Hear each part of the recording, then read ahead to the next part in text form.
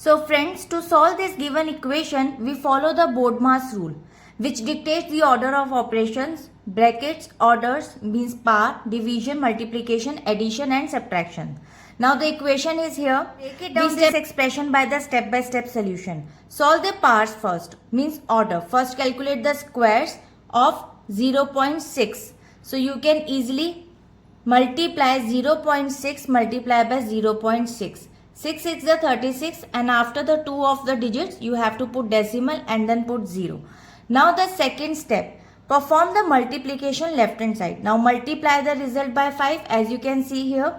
So 0.36 multiply by 5, you can use Vedic maths. 5 6 are 30 and then 5 3 are 15. You just have to write it 0 as a unit place as it is and add 15 to 13, that is 18. And after the 2 of digit you have to put decimal and 0 will be cut it down. So next is third step, perform the division right hand side. Now divided by 348 divided by 24 as you can see here. Now we'll divide it by, it will get 14.5. Now the step, solve for the x. So substitute the value back into the equation first. 1.8 equals to x minus 14.5.